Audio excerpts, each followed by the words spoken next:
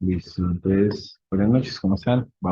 El día de hoy vamos a hablar de el tema de obesidad inducida por medicamentos. Ya me conocen, pues, Valentín Morales, residente del segundo año de la Universidad Javeriana de Cali. Entonces, vamos a empezar hablando, pues, sobre esta condición que va a ser una causa, pues, bastante rara, pero importante en la presentación de uveitis en nuestros pacientes, con unas prevalencias bastante bajas en realidad que se han reportado hasta un 0,5%. Quizás también estos reportes tan bajos se deben a pocos datos pues, que se recogen en el diario vivir de sus pacientes y la cantidad de reportes que vamos a hacer asociados a todos los medicamentos tópicos, sistémicos, intravítreos. eh, Muchas veces se van como desapercibidos, enmascarados en otras patologías, en la misma patología que están tratando o en condiciones propias pues como del paciente. Vamos a ver que el compromiso de estos va a ser en tanto segmento anterior, intermedio y posterior, hasta la presentación completa, pues como una panoveitis. Y en casos más raros, ya vamos a ver pues el compromiso directo, pues como escleritis o episcleritis. En cuanto a la patogénesis de esta enfermedad, la etiología relacionada no se tiene como tal establecida como un solo mecanismo. Entonces, para esto se han propuesto varios mecanismos dependiendo del medicamento y también de la vía de administración propia pues, del mismo, del medicamento que estamos hablando. Entonces, pueden existir, como decir, dos tipos de mecanismos, mecanismos directos y mecanismos indirectos. Entonces, en cuanto a los mecanismos directos, se refieren que el medicamento ha tenido pues un acceso y un contacto directo con el tejido intraocular, ya sea pues por vía tópica, una herida abierta, la administración intravítrea o intracameral del medicamento, y aquí se considera que se presenta una respuesta directa pues como a la toxicidad propia del vehículo o del medicamento o su propio pues metabolito en relación con pues ya estando en contacto con esa superficie. Entonces, finalmente va a llevar a una pérdida de la barrera hemática que lleva a una presencia pues de factores inflamatorios y ya entra pues como en ese círculo de inflamación. La otra forma o los otros mecanismos que se proponen son los mecanismos indirectos. En este sí tenemos pues como varios mecanismos principales y se plantean entonces estas posibilidades. La primera es la presencia de depósitos inmunocomplejos en los tejidos uveales, que en este caso entonces los fármacos van a inducir directamente la producción de anticuerpos y se van a generar estos complejos inmunes que se depositan en ese tejido uveal y van a provocar directamente pues como la reacción inflamatoria. Otra de las opciones sería entonces una reacción inmunitaria a los antígenos liberados por la muerte de microorganismos, algo que ocurre en las primeras 24 horas posterior a la administración de un antibiótico en específico y es algo pues como parecido o en referencia pues como con la reacción de Harris-Alzheimer que vemos en los pacientes con sífilis cuando se les aplica pues como la penicilina y digamos que en ese caso se da una reacción ante la muerte pues como microorganismo a nivel sistémico, en este caso lo extrapolamos pues como para nivel ocular. La otra opción sería entonces la alteración de la capacidad de la melanina. La melanina tiene una capacidad especial para eliminar los radicales libres y algunos medicamentos pueden interferir con esta capacidad de la melanina. Entonces, al combinarse con esta y perjudicar la eficacia para permitir una desintoxicación de los radicales libres, se potencia entonces como una capacidad uveitogénica, pues intrínseca, y que se ha visto pues como en los estudios que hay una incidencia de esta condición de alteraciones pues relacionadas o itis relacionadas con los medicamentos, más que todo en pacientes negros que reportan hasta un 5,4% en comparación con pacientes blancos que se ha visto en un 0,5%. Entonces, se habla pues que esta relación de la melanina está pues estrictamente relacionada en estos pacientes. La otra opción son las células tumorales que proliferan activando pues los receptores inhibidores de las células T, que vamos a ver más adelante cómo funcionan estas, y que pueden regular entonces a la baja y suprimir la función de estas células T. Entonces, los inhibidores del punto de control inmunitario van a impedir la activación de estos receptores y van a permitir que estas células se sigan activando y destruyan pues como las células tumorales y destruyen también células continuas pues propias del cuerpo, células normales. Entonces, los efectos adversos que van a estar inmunorrelacionados con estas son pues las toxicidades directas por la activación inespecífica de este sistema inmunitario. Y finalmente se tiene ya la hipótesis de que hay una neutralización del factor de necrosis tumoral por los inhibidores de factor de necrosis tumoral, sobre todo en los pacientes con una TB latente crónica, que permite finalmente que se da una replicación del organismo que está dentro del granuloma y estos inhibidores raramente van a generar una activación de forma sistémica, pero se ha visto que hay una relación pues cuando se tiene un antecedente de una infección con compromiso ocular. Para establecer una relación causal entre definitivamente entonces los diferentes medicamentos que vamos a utilizar en los pacientes y la presencia de esta uveitis inducida por los mismos, vamos a contar entonces con unos criterios que nos van a ayudar como a tratar de establecer la posibilidad, la probabilidad o riesgo de que el paciente tenga una uveitis directamente asociada al medicamento que está utilizando. Entonces, se nos proponen dos score como para tratar de establecer esto. Principalmente el score de naranjo, que va a tratar de establecer esto en unos niveles de probabilidad que sea definitiva, probable, posible o dudosa, según un puntaje pues, que ya vamos a ver más adelante, que es este. Y la OMS nos trata de dar unas definiciones ya un poquito más centradas en el contexto del paciente y en el contexto del uso del medicamento para también establecer entonces como la causalidad directa por el medicamento. Entonces ya ellos lo dividen en certeza de causalidad, causalidad probable o factible y la causalidad posible. Entonces, en estos niveles como de causalidad, cuando hablamos de certeza, básicamente la OMS lo que nos define es que si usted tiene un paciente que el evento clínico coincide con el tiempo, el tipo de medicamento, los antecedentes pues propios del medicamento como efecto adverso ya establecido para la presencia pues de la alteración y que el paciente también no tiene pues ninguna otra condición adicional que pueda estar generando un sesgo y que incluso este medicamento, si uno vuelve a ponerlo, puede tener una alta probabilidad de volver a aparecer, pues como la misma inflamación. Entonces ahí hablamos de que hay una certeza de causalidad, ahí hablamos de que lo más probable es que ese medicamento es lo que está causando esto.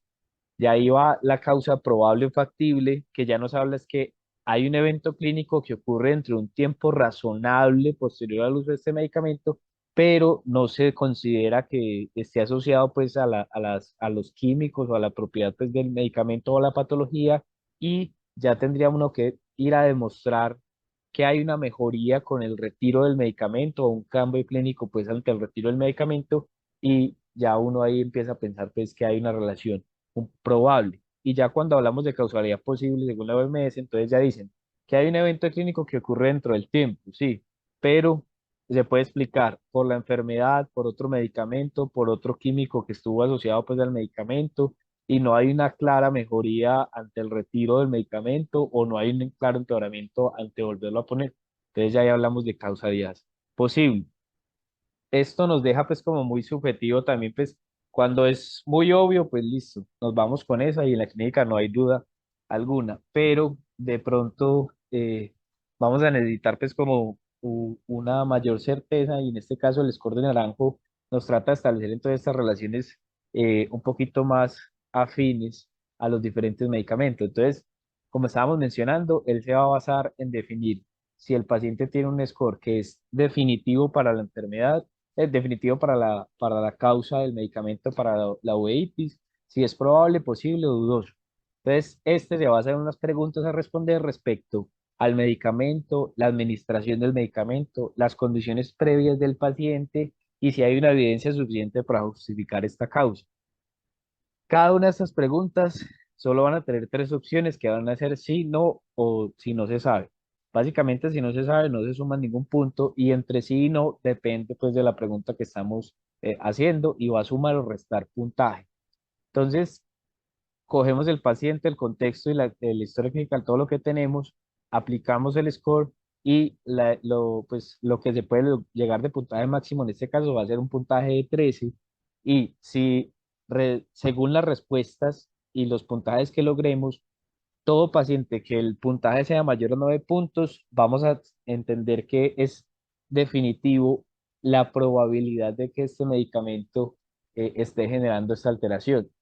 Luego, si es de 5 a 8 puntos, va a ser probable, de 1 a 5 puntos va a ser posible, y ya si el paciente no tiene ningún punto, es muy dudoso, pues si se puede hay que descartar la relación del medicamento pues, con la condición actual en el paciente.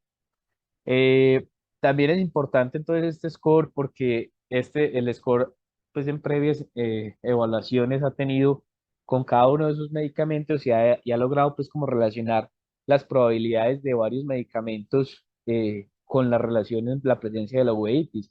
Entonces nos establece como los puntajes o los scores de los medicamentos que han tenido mayor relación. En este caso están ubicados como en un score de mayor probabilidad en descenso y nos trae pues como decir una tabla de los medicamentos en que la literatura y en la evidencia pues se han mostrado como en mayor relación con la presencia de uveitis o escleritis eh, para poder pues tenerlos en cuenta en todos nuestros pacientes. Entonces digamos como que si un paciente dentro del score anterior que nos hablaba si el medicamento objetivamente tiene alguna relación con esto y está dentro de esta tabla, probablemente entonces nos va a dar pues como más indicios de que esa relación pues establecida. Entonces ya vamos a hablar pues como tal rápidamente pues como de los diferentes formas de aplicación de los medicamentos y los medicamentos que están relacionados pues en mayor medida con la presencia de uveitis. Entonces hablando de los medicamentos sistémicos, vamos a empezar con el medicamento que es el Cidofovir, que básicamente es un inhibidor de la DNA polimerasa viral que se usa en la retinitis por citomegalovirus y puede usarse tanto de forma intravítrea como intravenoso. En cuanto al efecto que tiene este medicamento, se habla de un efecto tóxico que es acumulativo y que tiene como una capacidad intrínseca de generar la uveitis. Entonces, tiene una mayor incidencia en su uso concomitante con inhibidores de la proteasa, sobre todo hablando pues en pacientes que están en el contexto de inmunosupresión y como tiene un efecto acumulativo en los pacientes que han tenido previos tratamientos con retinitis recurrentes o recuperaciones pues, inmunes, estos pacientes van a tener entonces mayor riesgo de la presencia pues como de la uveitis. La mayoría de estos van a estar relacionados entonces con la inyección intravítrea y a medida que aumenta pues el número de inyecciones, se da ese efecto acumulativo y se habla de que hay una media de 4,2 inyecciones para llegar a tener el mayor riesgo pues como de uveitis. Es importante tener en cuenta que estos pacientes, cuando se usa concomitantemente con el probenecid, que es un agente uricosúrico que aumenta pues la excreción de ácido úrico en la orina, van a bajar la incidencia de esta uveitis. Entonces, se relaciona pues esto con que la secreción del cidofovir desde el cuerpo ciliar se va a disminuir, entonces su concentración intraocular va a estar menor en estos pacientes pues en relación. Y en este caso, la terapia pues principal, y vamos a ver que en adelante la gran mayoría va a estar relacionada con esto, es descontinuar el medicamento y hacer un manejo concomitante pues, para bajar la inflamación con esteroides. La rifabutina es un derivado pues, de la rifampicina que está utilizado en el manejo de las infecciones por el micobacterio Navi y en los pacientes inmunocomprometidos en casos pues, de resistencia a TB pulmonar. Entonces, se habla que esto es, para llegar al riesgo, pues como de uveitis, se relaciona con dosis mayores de 300 miligramos al día y se va a presentar de forma en una uveitis anterior que va a estar con o sin hipopión. También puede estar relacionado entonces con uveitis intermedias hasta vasculitis retinales y panuveitis. Eh, Como factor de riesgo en estos pacientes, que también pues hace parte del factor de riesgo para la misma infección a tratar, está asociado a un IMC bajo y el uso concomitante de la claritromicina y el ritonavir, que son inhibidores de la CYP 450, la claritromicina, y la CYP 3A, que es la del ritonavir, que van a aumentar la probabilidad y hacen pues como una sinergia para el riesgo de la inflamación pues en este caso. Entonces se relaciona como mecanismo de muerte también del microorganismo y una consecuencia y una consecuente liberación de esas toxinas que también van a realizar pues como una reacción mediada por estos inmunocomplejos antígeno-anticuerpo y finalmente generar pues como la inflamación. En cuanto a los bifosfonatos, son medicamentos que ya sabemos para el manejo de la osteoporosis y las metástasis óseas y hay dos tipos, los nitrogenados y los no nitrogenados. Entonces, en este caso, lo importante son los medicamentos nitrogenados, que van a ser el alendronato, palinato, presinonato y solendronato, que van a actuar estimulando los receptores antigénicos de los linfocitos T. Entonces actúan como un medicamento proinflamatorio, que es como parecido a lo que hace la interleuquina 6 y el TNF, y van a generar una uveitis que finalmente tiene un tiempo de desarrollo normalmente después del inicio del medicamento entre 1 a 6 días. También en este caso, la descontinuación del medicamento y el inicio de esteroides puede ser como la terapia a seguir. Y también si el paciente requiere continuar con el bifosfonato, ya se puede considerar entonces cambiar el medicamento nitrogenado por el no nitrogenado, que sería el clordronato. En cuanto a las sulfonamidas, son medicamentos que utilizamos para el manejo del audito y en las toxoplasmosis. Son causantes de uveitis pues, anteriores bilaterales que ocurren normalmente una semana después del inicio del medicamento. Y hay que tener en cuenta que estas van a tener una excelente respuesta a esteroides tópicos y que no hay pues como, y que hay que tener en cuenta pues también que hay que pensar en cambiar el medicamento y reevaluar pues como con qué otro tipo de antibiótico vamos a continuar.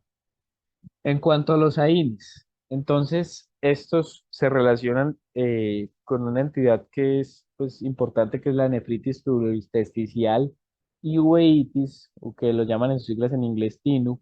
Entonces lo que aparece es un paciente que va a presentar una alteración de la filtración glomerular, una proteinuria, en este caso que puede ser tubular, y la presencia pues, de una peuria estéril asociado todo esto a una uveitis anterior bilateral. Entonces, en estos pacientes también se considera esto como un diagnóstico de exclusión porque se puede presentar en otras enfermedades relacionadas como la sarcoidosis, Sjögren, el lupus y la tuberculosis. Eh, Cuando entonces logramos descartar estas otras patologías, podemos ya pensar en esta condición relacionada pues con el uso de AINES. En cuanto a los inhibidores del factor de necrosis tumoral alfa, entonces, mayormente relacionado va a estar el etanercept.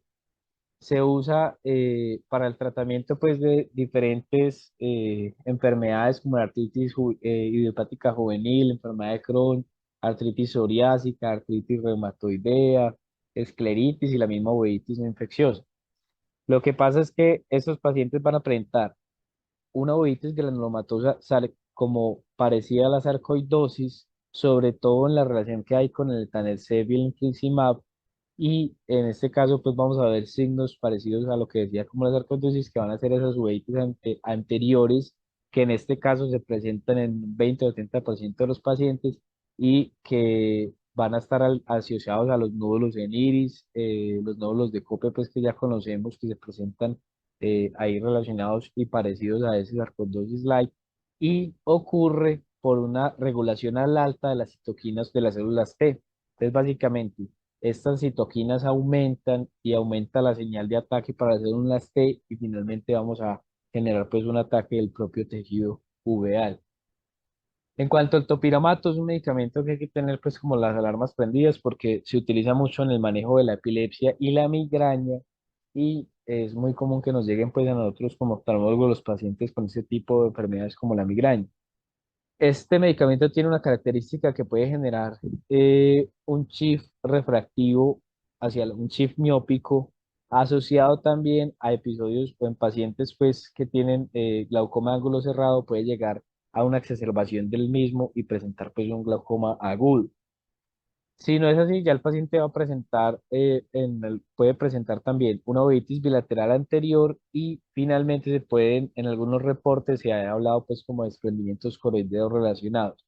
Estos ya desprendimientos coroideos se habla más que todo ante las hipotonías pues relacionadas en los casos de uveitis y pues como una correlación directa, aunque es muy raro. Eh, las fluoroquinolonas. Recordemos que entonces son el medicamento de amplio espectro que más utilizamos nosotros, pues hoy en día en el tratamiento de las infecciones oculares. Entonces diría yo que es como el caballito de Troya de nosotros porque principalmente pues la idea es eh, tratar bien al paciente, conservar pues la visión del paciente, evitar complicaciones y pues si este medicamento es el que nos va a ayudar también nos puede tumbar entonces a los pacientes. Se relaciona principalmente la moxifloxacina y la ciprofloxacina con la presencia de uveitis relacionadas y que comienzan en unos 0 a 20 días posterior al inicio del medicamento. Entonces, se habla de que pueden aparecer pupilas atónicas con dispersión de pigmento, con presencia o no de una uveitis activa anterior. Entonces, puede ser o muy silente o puede ser un poquito más bullosa. El 50% de estos pacientes se van a estar relacionados con hipertensión ocular y también se ha hablado de que hay un riesgo de presentación asociados a nefritis subintersticial y la uveitis que se hablaba pues como con los AINES. Entonces, se tiene la hipótesis o se cree pues que hay una mayor predisposición a la uveitis en los pacientes que tienen antecedentes o relaciones con uveitis por fototoxicidad y factores predisponentes autoinmunes como la HLA-27 y HLA-B51. Entonces, finalmente, el mensaje es como que tengamos también cuidado que muchas veces este medicamento lo vamos a utilizar en contextos muy inflamatorios que va a empeorar el cuadro y probablemente no es el efecto, no es la pérdida del efecto del medicamento, sino el empeoramiento por la toxicidad. Y también que lo utilizamos mucho pues como en el contexto quirúrgico. Ya igualmente hay estudios que hablan pues como la utilización de esta moxifloxacina a nivel intracameral, sobre todo en los pacientes con FACO, no se ha relacionado pues como la presencia de la toxicidad, pero tenemos que tener en cuenta estos factores que no vaya a ser que nos toque a nosotros pues como el paciente con este caso. Los inhibidores de los puntos de control inmunitario. Entonces, antes de hablar de estos medicamentos que pueden ser más raros pues, para nosotros en el diario vivir, lo importante es conocer como el aspecto de cómo funciona. Entonces, los puntos de control inmunitario van a ayudar a prevenir que el sistema inmune ataque las células normales e incluso las células cancerígenas de las células T. Entonces, lo que hace es que estos ligandos que se unen a estos receptores de las células T a la célula tumoral van a evitar que esto hace un bloqueo para evitar que se coma la célula cancerígena y ese bloqueo también se traduce en las células normales, ¿cierto? Entonces, cuando se hace un bloqueo de estos ligandos y estos receptores, ya se permite o se estimula que la célula tumoral pueda ser consumida pues por este célula T. Básicamente eso es como un sistema de defensa de las células cancerígenas, pues tener esos receptores, pero se usan estos medicamentos para evitar este caso. Entonces, al inhibir estos puntos, se podría traducir en una mejor habilidad de estas células T para atacar las células cancerígenas, pero también entonces empezamos a atacar las células normales.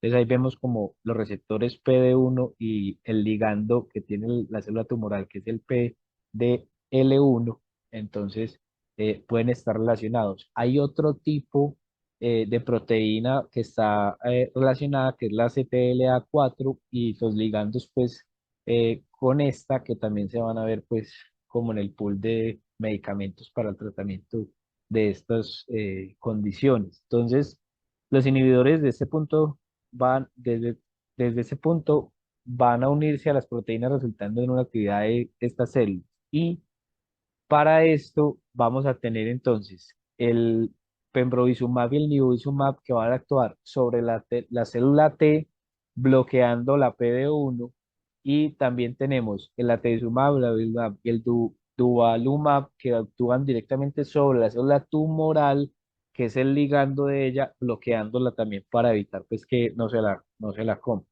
Y hay otra opción que ya es el pilidumab que usa pues como otro tipo de mecanismo, que es el que estábamos mencionando con la 7LA4.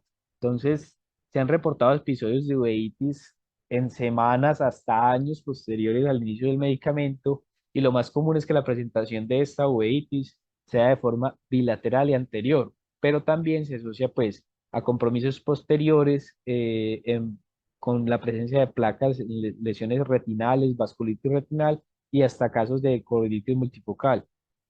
Se asocia con la proliferación entonces de estas células T contra los antígenos que pueden ser unos epítopos similares a los antígenos uveales y van a atacar directamente entonces el tejido uveal, con una mayor presentación en los pacientes en cuanto al tratamiento del melanoma, porque también se asocia pues como una inflamación por ese medicamento, por ese mecanismo de liberación de proteínas asociadas a la melanina. Entonces, como habíamos hablado, otro de los mecanismos es la alteración de la melanina para el consumo de esos radicales, y precisamente se genera pues como la inflamación. En otros casos se han asociado a la presencia de síndrome de Koyanagi-Harada y artritis o rash en pacientes pues con el uso en especial del nivolumab. Entonces, también estos signos, pues como artritis y rash, pues como sistémicos, y un poco de grada completo, nos puede ayudar, pues como a estar pensando, a diferenciar. Entonces, en estos casos, también el manejo va a ser con esteroides, responde bien esteroides, y hay que considerar, pues, el cambio del medicamento. En cuanto a los medicamentos ya intraoculares, entonces tenemos básicamente como dos principales. Van a ser entonces, en este caso, la triamcinolona como el corticosteroide reina en el tratamiento más que todo de condiciones pues de uveitis o inflamatorias y el edema macular en los diferentes pues, casos que se pueda presentar.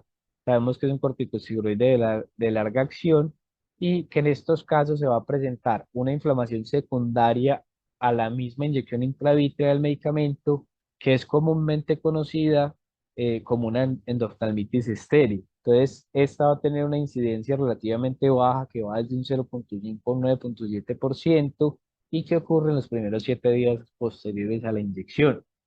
En algunos casos, el medicamento puede migrar a la cámara anterior, casos especiales, y se va a generar la presencia de un pseudohipopion debido a la presencia, pues, como de estos cristales anteriores. Entonces, sin embargo, siempre se debe considerar en estos pacientes la posibilidad de una infección asociada, porque pues el mismo corticosteroide va a generar un ambiente de inmunosupresión localizado en el ojo, y va a estar pues abierto a cualquier infección por oportunistas. Pero una vez descartado esto, o haciendo un ensayo pues como de tratamiento y espera, se puede dar pues como la diferenciación. Entonces, también tenemos los anti-VEGF, que cada vez cogen más fuerza en las diferentes utilidades que tiene pues en el control de la neovascularización, y relacionado pues con estos como la diabetes y todo eso. Los principales que tenemos es el Lucentis, que es el ranibizumab, el aflibercept, que es el Eylea, y el Avastin, pues que es el bevacizumab. Son utilizados, pues, como habíamos mencionado, para todo, de degeneración macular relacionada con la edad, diabetes, incluso pues uveitis. Y también se asocian a la presencia de esta endoftalmitis estéril. Entonces, característicamente, estos van a tener una inflamación significativa en la cámara anterior, y o también pueden establecer un compromiso del vítreo, y generan pues como un compromiso bastante amplio, que muchas veces lo hacen a uno pensar primero en una infección, y debe descartarse también pues por el mismo mecanismo por el cual se aplicó el medicamento. Eh, Se ha relacionado entonces la presencia de uveitis más que todo con el ranibizumab en los estudios pues que se han visto, que es el Marina, que tiene las incidencias de 1,3, y en el Ancor se reportó hasta 0,7%. En cuanto a los medicamentos tópicos, vamos a ver que la gran mayoría de estos van a estar relacionados con los medicamentos anticoagulomatosos, que son medicamentos que vamos a estar teniendo en nuestro diario vivir y de un uso constante. Entonces, empezamos con estos medicamentos que usan pues el sistema simpático para su acción, que son el betaxolol y la brimonidina, que son dos medicamentos que van a actuar, pues si bien el sistema simpático actúan en receptores distintos y diferente mecanismo. En caso pues del betaxolol, sabemos que es un bloqueo beta 1 cardioselectivo, y la brimonidina va a ser un alfa 2 agonista. Ambos se van a relacionar con la aparición de uveitis anterior y en algunos casos va a estar relacionado con uveitis anterior de tipo granulomatosa que puede presentarse, que se ha reportado pues hasta meses después del inicio de la terapia, hasta un año pues como en relación con el uso de esta misma. Los análogos de las prostaglandinas, sabemos bien el papel inflamatorio que tienen relacionadas pues con su uso. En el caso de iritis, edemas, se va a presentar iritis, edema macular cistoide y uveitis anterior que se ha reportado pues en ocasiones también como granulomatosa. La piloparpina es un medicamento colinérgico que puede generar algo de flare en la cámara anterior e incluso por su uso crónico puede llevar a una formación de sinequias posteriores que más raramente pues ya se pueden ir asociando a idiosincritis granulomatosa, aunque estos medicamentos cuando los utilizamos pues los utilizamos de forma no tan constante y no tienen pues como tanta prevalencia en este caso los glucocorticoides y los corticosteroides. Entonces, ya sabemos que estos son los medicamentos reinas para evitar la inflamación, pero precisamente se habla mucho pues de ese efecto rebote ante el retiro súbito del medicamento que puede presentarse ya en un ojo que no está inflamado y que se relaciona con la hipótesis también del mecanismo de la melanina, porque se ha visto también aumentado pues como la presencia de esta condición en los negros un 5,4% comparado con los blancos en un 0,5%. Entonces, debemos de recordar que siempre que utilicemos todos estos medicamentos esteroideos, pues la idea es hacerlo de forma titulada para evitar pues como el rebote relacionado. Y en cuanto a las vacunas, vamos a ver que hay pues como unos puntos que tenemos que tener en mente y vamos a hacerlo de forma rápida pues como para eh, evitar pues irnos mucho en el tiempo. Entonces, la incidencia de uveitis por vacunas se relaciona en un 8 a un 13 por cada 100.000 personas por año. Y se ha relacionado con todo tipo de uveitis. Incluso se ha visto pues síndromes como el síndrome de múltiples puntos blancos evanescentes, también la epitelopatía posterior de pigmento placoide multifocal agudo y el Bocoyanagi-Harada. Se han asociado todas estas vacunas que vemos en la cuadrícula y las que vemos en negrilla, que es hepatitis B, influenza, BCG, SRP y varicela, han tenido pues como un papel fundamental o han visto con mayor incidencia y prevalencia la presencia pues como de las alteraciones, aunque también han habido reportes para la DPT, neumococo, VPH, hepatitis A, que si vemos todos son las vacunas que nos ponemos nosotros cada 6 meses, pero ahí estamos en riesgo. Eh, y se hablan de tres mecanismos distintos. Uno, una infección directa por las estructuras oculares que va a estar inducida por la cepa viva del microorganismo que está atenuado, en este caso de las vacunas tipo vivas, como las que son la BCG. La otra opción es la presencia de los adyuvantes o los aditivos como las sales de aluminio que se usan como vehículo en estas vacunas y pueden inducir a la presencia de una uveitis inmunomediada. En el caso de la SRP, la influencia de la EPT, y también se ha visto pues como relacionado con la BCG. Usualmente en estos casos se asocia con síntomas extracurrales concomitantes como artralgias y mialgias que pueden guiar el diagnóstico. Entonces, se puede pues como uno guiar en ese caso como de la alteración de síntomas oculares y los síntomas sistémicos. Y la última es pues como la mímica molecular que puede existir entre las diferentes partículas para la inmunización y las estructuras oculares que llevan entonces al mismo sistema inmune pues a hacer como un ataque propio pues. Y la mayoría de estas van a mejorar espontáneamente y o con la ayuda de esteroides para bajar pues como la inflamación, dependiendo pues como del compromiso que damos en los pacientes. Muchas veces ya cuando les dan la cita ya llegan, ya han mejorado pues bastante y no requieren pues como montarles esteroides. Y ya, esto es lo que les tenía pues como para el día de hoy. La verdad es un tema raro. eh, la evidencia habla casi todo de lo mismo, pero hay que tenerlo en cuenta, precisamente por lo que hablamos de la falta de reportes o la falta de sospecha en estos casos. Entonces espero que las herramientas de los scoring sirvan en los casos duros. Muchas gracias. Bueno, Valentín, muchas gracias. Sí, realmente es esporádico que lleguen pacientes con uveitis medicamentosas, pero es importante conocer qué medicamentos la produce, porque pues hay que sospecharla porque empiezan a buscar una batería de exámenes y realmente esa es la causa. Entonces, ¿alguno de ustedes ha tenido alguna uveitis medicamentosa y por cuál medicamento? Los que están en la charla. Yo tengo una Yo pregunta, tengo una doctora. pregunta. ¿Cómo está? Buenas noches. Digamos que, ¿en qué casos deberíamos sospechar como que realmente, o en qué casos deberíamos suspender alguno de los medicamentos de base, o si sería pertinente, pues, digamos, si es un medicamento sistémico o no oftalmológico, deberíamos sugerir a su internista o a quien le formuló, o podríamos suspenderlo, o como cuál sería la conducta cuando realmente sospechamos que es una uveitis inducida por medicamentos. Por ejemplo, la más frecuente de todos los mencionados aquí por Valentín es la uveitis por bifosfonatos. Anteriormente que los bifosfonatos los daban de forma oral, los pacientes llegaban más o menos al mes y medio con uveitis anterior leve bilateral, señoras que estaban recibiendo el medicamento, y siempre por eso es tan importante la anamnesis. Coincidía el tiempo del inicio del medicamento con el tiempo de la uveitis. En esos pacientes, por ejemplo, se suspende el medicamento y se manda una nota a su médico internista de que el medicamento le produjo la uveitis posiblemente, y se hace una observación. Como está descrito, es la primera posibilidad.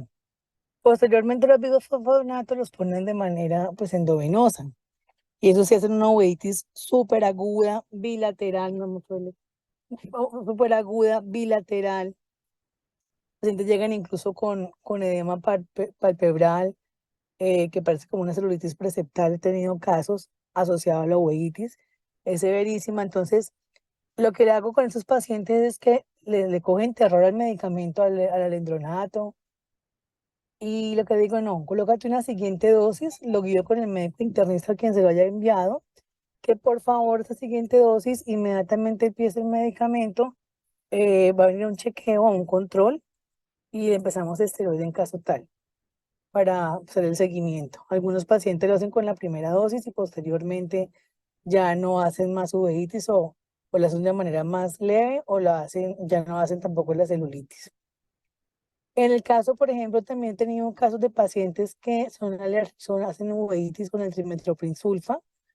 Pues eso no es muy poco frecuente, pero he tenido pacientes y con solo terminar el medicamento, suspenderlo, el paciente mejora la uveitis y hay que hablar con el infectólogo para que busque otra alternativa de tratamiento. De acuerdo al caso, por ejemplo, hay una paciente que tengo que está recibiendo un medicamento para esos que mencionó Valentín, de los que son para la enfermedad, una enfermedad oncológica. Y ese medicamento, en el caso de esa paciente, hubo que suspenderlo porque es una panuvitis bilateral severa con DR seroso. Entonces, de acuerdo a la severidad del caso, pues se maneja en conjunto con el médico tratante y se mira riesgo-beneficio.